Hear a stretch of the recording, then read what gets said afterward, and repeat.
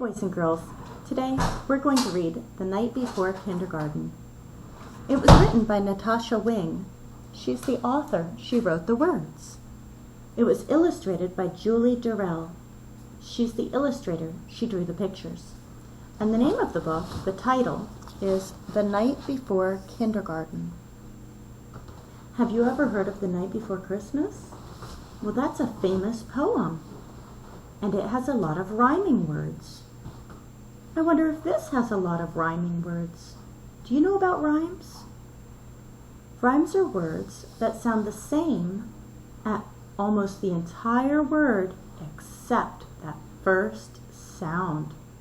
Like cat, bat, hat, sat. They all have at hiding in the word.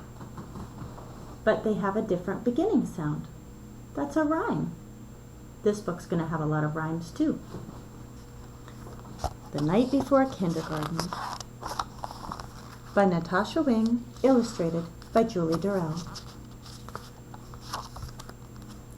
'Twas the night before kindergarten, and as they prepared, kids were excited and a little bit scared. Prepared, scared. Do you hear that rhyming? Prepared means get ready. They tossed and they turned about in their beds, while visions of school supplies danced in their heads. Beds, heads. So they're thinking about school supplies. Oh, the things they will need for school. Well, to go to kindergarten, we definitely want to bring our crayons and our pencils and notebooks and erasers. You don't need to bring paint. You do need to bring a pair of scissors.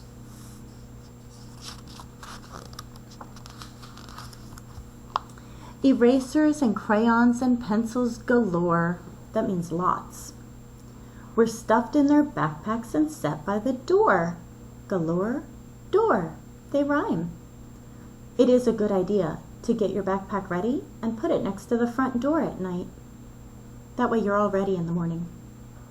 Outfits were hung in the closets with care, knowing that kindergarten soon would be there.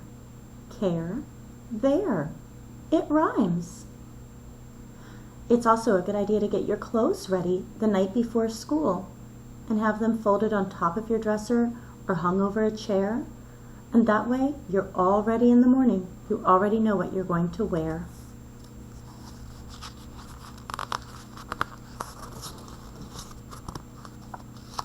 In the morning it came. School starts today. Would the teacher be nice? Would they still get to play? Today, play. Faces were washed and teeth were brushed white. Kids posed for pictures with eyes sparkling bright. It is a very good idea to wash your face and brush your teeth in the morning before you go to school. Parents packed snacks and kids hopped in cars as if they were boarding a spaceship to Mars. Cars, Mars. Oh, I see parents getting lunches ready. You can bring your lunch in a paper bag or in a lunch box and bring it with you to school. That's called cold lunch. If you don't do that, we will have lunch for you at school called hot lunch, where we make the food for you at school. Either way, they'll both be healthy meals for you. Please make sure if you're packing a lunch that you bring healthy things. We don't drink sodas or energy drinks or anything like that at school. We might bring maybe juice or water. We don't eat junk food for your lunch at school. Please don't bring potato chips or candy bars. You need a sandwich and some fruit or a vegetable. Something healthy. Some kids brought blankets or their favorite stuffed bear in hopes they could nap like they did in daycare. Bear, care. They rhyme. Do we need teddy bears and blankets at school? No, it's not daycare. Their parents exclaimed, "You're big kids. Wow, let us hold your bears and blankets for now." In kindergarten, we often don't have nap time anymore. You won't need a blanket or anything like that at school. Sometimes we get quiet rest, and that time involves sitting down on the floor, maybe laying on the floor, and looking at a book or two quietly and by ourselves so that we have time to think about the book and to read it quietly.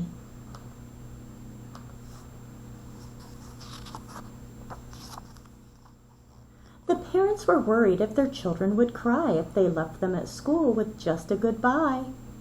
Cry bye. So they told their darlings, if you want, we can stay and make sure that everything will be a-okay. Stay okay. They rhyme. Parents do not need to stay at kindergarten.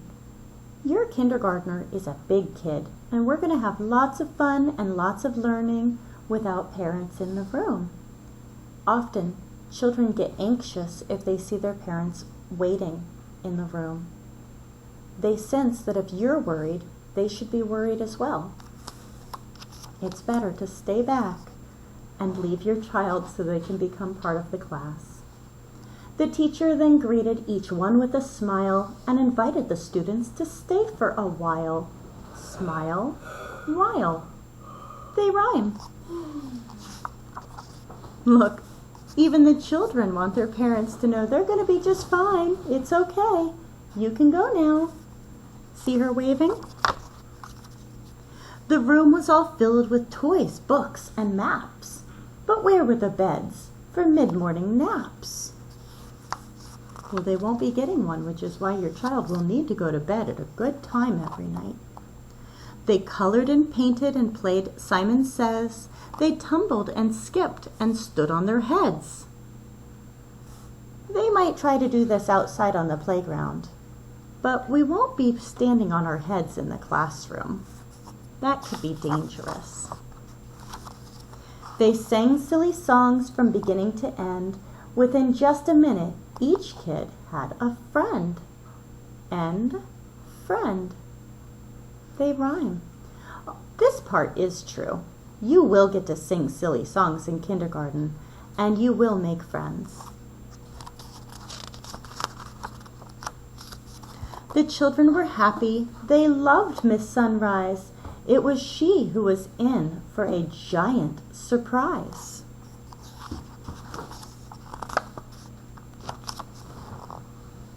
When what to her wondering eyes should appear but sad moms and dads who were holding back tears?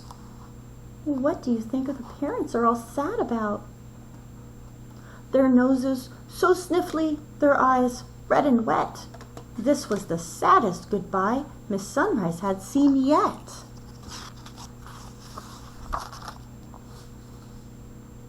She gathered the grown-ups on the magical rug, then sent them away after one final hug. Because when children in kindergarten see their parents crying or being worried, they think they should cry and be worried too. So the teacher had to send them away. The children all waved from the door of the school. Don't cry, Mom and Dad. Kindergarten is cool.